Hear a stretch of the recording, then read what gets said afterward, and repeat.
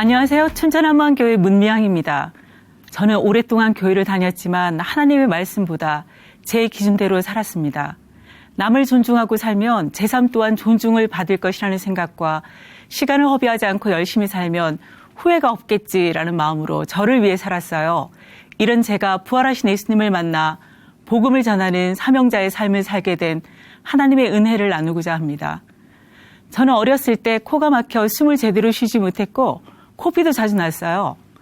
어려운 살림에 병원에 가는 것이 쉽지 않았습니다. 그래서 어머니와 함께 붕해에 가서 병을 낫게 해달라고 기도를 했는데요. 성경의 말씀이 다 믿어지고 제 병도 나을 것이라는 확신이 생겼죠. 신기하게도 얼마 후 코병이 말끔히 나았습니다. 교회에서 좋은 친구들과 하나님 말씀을 듣는 시간도 참 좋았고요. 교회에 갈 때면 우범지대 뒷골목을 지나야 했지만 주일학교에서 배웠던 찬양을 부르며 즐겁게 다녔어요. 저는 하나님을 기쁘시게 할 수 있는 것이라면 무엇이든 다 해드리고 싶었습니다. 그래서 성경 암송대회와 성경 고사대회에도 열심히 참여했지요. 주기철 목사님 같은 순교자들의 이야기를 들을 때면 저도 그분들처럼 주를 위해 죽겠다는 마음을 다졌습니다. 그래서 저는 학창시절 유행가는 절대로 배우지도 않고 듣지도 않았어요. 한 번은 선생님이 얼굴이라는 건전가요를 가르쳐 주셨는데 저는 유행가라 생각해 따라 부르질 않았어요. 선생님께서는 유행가가 아니라고 하셨지만 끝까지 부르지 않았답니다. 어머니께서 장사를 하셔서 아침 일찍 나가시고 밤늦게 돌아오셨기 때문에 중학교 때부터 저는 집안 살림을 도맡아 해야 했습니다. 아침마다 오빠와 동생들의 도시락을 챙겨주고 정신없이 학교에 갔다가 끝나면 즉시 집에 돌아와 저녁을 준비해야 했어요. 주말이면 오빠와 함께 빨래를 했죠. 또 김장철이 되면 수백 포기의 배추를 절이기도 했습니다. 꿈 많은 여고 시절 누구나 그렇듯이 저도 배우고 싶고 알고 싶은 것들이 많았지만 친구들과 어울려 학교마다 열리는 시화전 한번 가기가 힘들었어요. 하나님 말씀에 대한 의문도 생겼지만 무조건 믿어야 한다는 말씀에 마음 편히 질문을 할 수가 없었습니다. 대학에 다니면서 프랑스 문학에 관심을 갖게 되었는데요. 무엇보다 작품 속에서 인간이 가장 두렵게 생각하는 죽음 앞에서도 막연히 신이라는 존재 앞에 무릎 꿇기보다 인간으로서 당당히 맞서 나가는 모습이 제 마음을 끌었습니다. 그 당시 불문학자이며 문학평론가였던 어느 교수가 암에 걸린 극한 상황에서도 끝까지 신을 의지하지 않고 자신의 생각을 붙들고 죽은 이야기를 읽은 적이 있습니다. 이 글을 쓴 제자는 기독교인이었는데요. 자신도 스승처럼 살기 위해 믿음을 버리겠다고 했어요. 이런 글들은 제 마음을 복잡하게 했습니다. 저도 말씀을 지키며 사는 것이 버거웠고 하나님의 말씀은 점점 더 저의 자유를 막는 족쇄처럼 느껴졌어요. 저는 사범대학을 졸업하고 저를 얽매는 모든 것으로부터 벗어나 새처럼 자유롭게 살고 싶어서 강원도로 왔습니다. 모든 것이 낯설고 긴장이 되었지만 새로운 곳에서 좋은 분들을 많이 만났어요. 월급날이면 읽고 싶은 책, 듣고 싶은 레코드를 사고 동료들과 즐거운 시간을 보냈습니다. 정말 제가 하고 싶은 거, 배우고 싶은 거 다 했습니다. 그러나 하고 싶은 것을 다 하고 누리면 제 마음이 흡족할 줄 알았는데 그렇지 않았어요. 삶 자체가 참 허망하다는 생각에 잠을 이루지 못한 적도 있었습니다. 저는 저의 삶을 인정받고 싶은 것처럼 다른 사람들의 삶의 방식도 인정하는 것이 당연하다고 생각했어요. 그러나 시간이 지나면서 무엇이 정답이고 무엇이 진리인지를 모르겠더라고요. 결국 학생들에게 당당하고 자신 있게 가르쳤던 것들마저 의문이 생기면서 가르치는 일에도 자신이 없어졌어요. 무엇 하나 확실하게 보이는 것이 없었거든요. 그러다가 친하게 지내던 선생님의 소개로 한 남자 선생님을 만났습니다. 만난 지 2달 만에 우리는 결혼하기로 했어요. 결혼에 대한 환상이나 큰 기대를 가지고 시작하진 않았지만 잘 살고 싶었습니다. 저를 위해 살아온 삶에서 답을 못 찾았기에 저는 남편과 열심히 교회에 다니며 하나님을 찾기로 했어요. 마음이 무거운 짐이기도 했지만 그래도 하나님 말씀대로 살고자 애쓰던 때가 그나마 나았다는 생각 때문이었죠. 서로에 대해 잘 알지 못하고 시작했지만 남편은 매사에 저를 존중해 주었어요. 저도 남편으로부터 존중을 받고 싶으니 당연히 남편을 존중해야 된다고 생각했기에 싫어할 것 같은 이야기는 절대로 하지 않았습니다. 항상 제가 식사를 준비하면 남편은 애들을 보거나 집안 청소를 했어요. 물론 부엌 일은 제가 할 일이라 생각했기에 설거지 한번 해달라고 한 적이 없었죠. 서로의 역할을 잘 감당했어요. 이런 생활 방식은 서로에게 참 잘 맞았습니다. 살아가면서 얼굴 붉힐 일도 언성 높일 일도 없었어요. 연년생인 아들, 딸을 낳고 키우며 바빠지는 일상이었지만 늘 감사하며 살았습니다. 당시 저희는 13평의 작은 아파트에서 살았어요. 4식구가 살기에 좁고 복잡해 대출을 받아 더 넓은 아파트로 이사를 했는데요. 곧 빚에 대한 부담 때문에 육아휴직을 끝내고 복직을 하게 되었습니다. 남편과 복직 후 일어날 상황에 대해 이야기하다가 남편에게 화장실 청소를 해달라고 했더니 남편은 곧바로 와이셔츠를 다려달라고 하더라고요. 그동안 우리 부부는 서로 사랑하며 살고 있다고 생각했어요. 그런데 그 순간 서로 타협하며 살아왔다는 것을 깨닫게 된 거죠. 교회는 열심히 다니고 있었지만 제 삶은 성경에 나오는 믿음의 사람들과는 너무 달랐어요. 믿음은 바라는 것들의 실상이요 보지 못하는 것들의 증거라는데 저는 그 실상이 보이질 않았어요. 무엇이 문제인가 고민이 되었지만 답을 찾지 못하고 있었죠. 성경 말씀과 제 삶이 다르다면 이제 교회를 그만 다녀야겠다고 생각했어요. 그러다가 신앙 좋은 한 선생님과 말씀으로 교제를 하다가 제가 예수님과 상관이 없는 사람임을 알게 되었어요. 지금 죽으면 지옥이구나 싶었죠. 저는 선택할 수만 있다면 인생 가운데 가장 젊고 아름다운 때에 죽기를 원했기에 늘 죽음에 대한 두려움이 없다고 생각했어요. 그런데 이때 제가 아무것도 모르고 살아왔다는 생각이 들면서 제 인생에 대해 계산이 되었어요. 이때껏 중요하다고 생각해왔고 붙들어왔던 모든 것들이 죽음 앞에서는 다 아무것도 아니었어요. 제 평생 그렇게 간절해 본 적이 없었습니다. 새벽마다 살려달라고 부르짖었어요. 읽어보라고 주신 말씀들을 읽고 또 읽었어요. 계속 읽다 보니 말씀이 이해가 되었습니다. 마태복음 12장 말씀에서 귀신이 사람을 두고 자신이 나온 집이라고 하는 겁니다. 순간 어린 시절 제 눈앞에 펼쳐졌던 생각하고 싶지 않은 상황이 떠올랐어요. 비가 쏟아지는 어느 날 무엇인가에 잡혀 자신을 제어하지 못해 대문을 열고 달려나가는 고모와 뒤따르는 삼촌, 아버지, 어쩔 줄 몰라 하고 있는 식구들의 모습이었어요.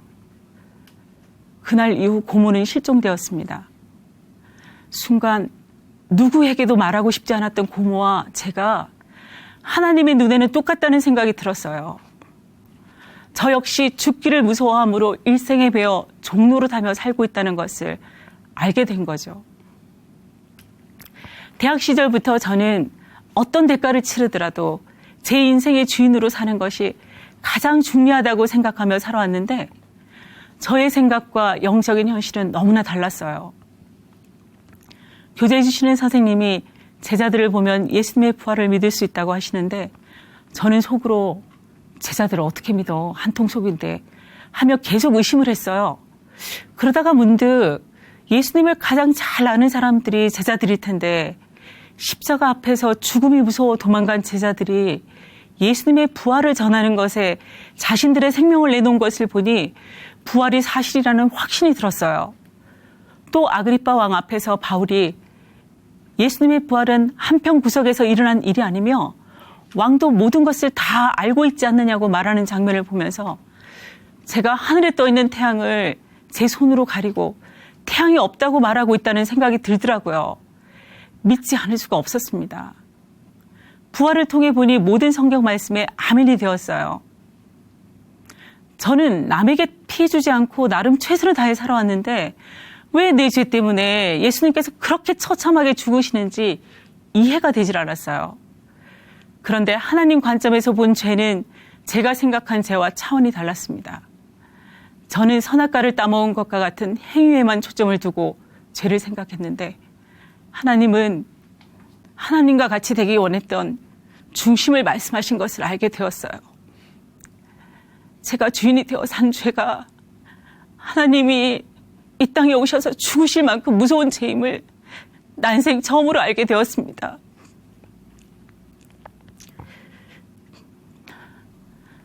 자신의 삶을 주도적으로 계획하고 당당히 사는 것은 모든 인간이 도달해야 될 목표라고 생각하고 그것을 위해 열심히 살아온 제 인생 전체가 죄였어요. 전능하신 하나님께서는 이런 저를 살리기 위해 아들을 내어주셨습니다. 우리가 아직 죄인 되었을 때 그리스도께서 우리를 위하여 죽으심으로 하나님께서 우리에게 대한 자기의 사랑을 확증하셨다는 말씀이 제 마음에 가득했어요.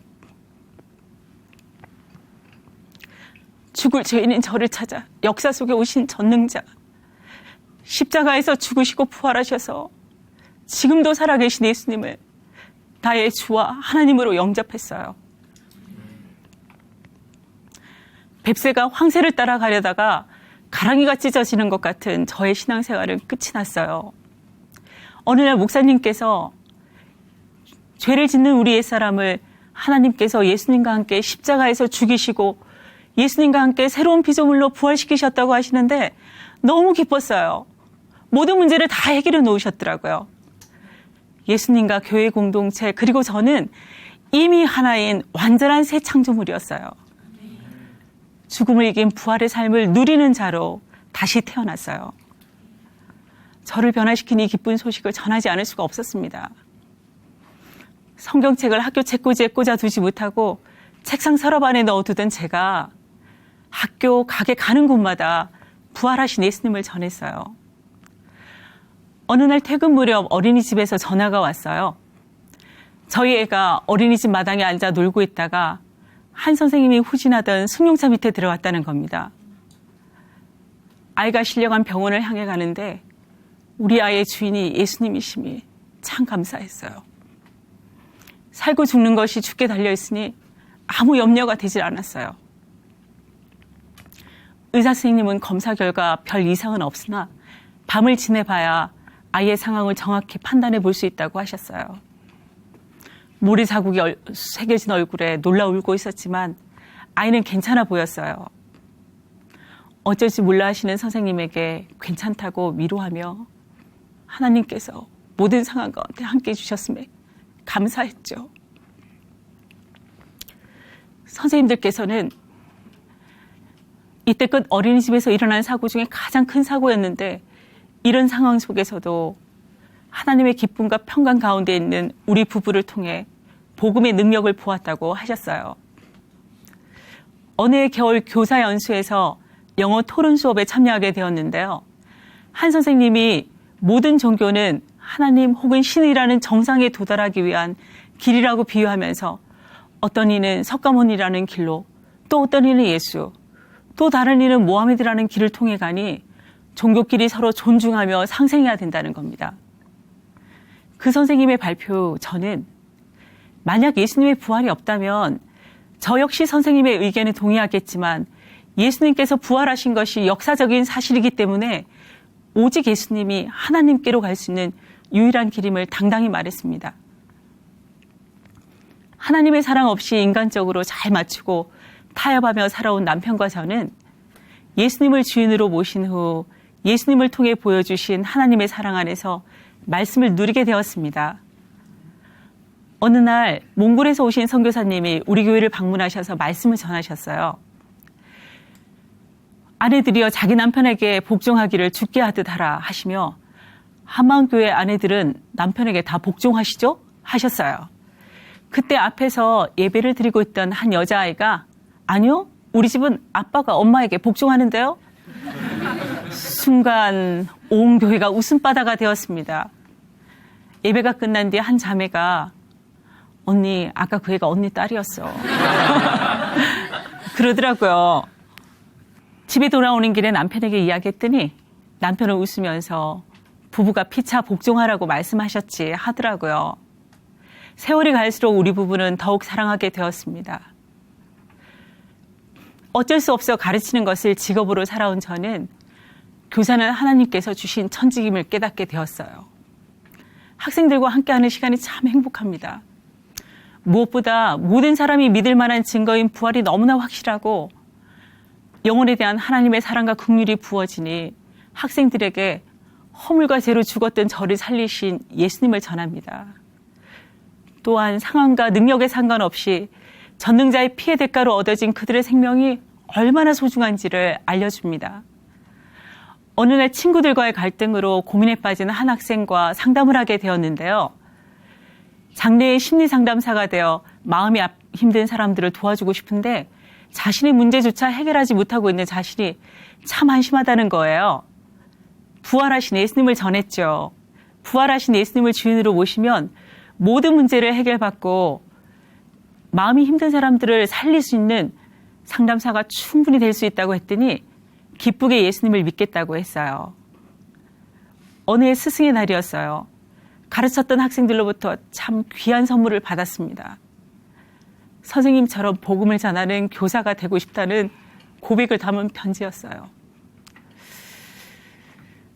오직 썩어질 것만을 위해 살아온 저에게 썩지 않는 영원한 것을 위해 살 수 있게 해주신 주님께 감사드리며 주님이 부리실 그날까지 하나님의 은혜의 복음을 전하는 일에 충성하길 기도드리며 저의 간증을 마칩니다.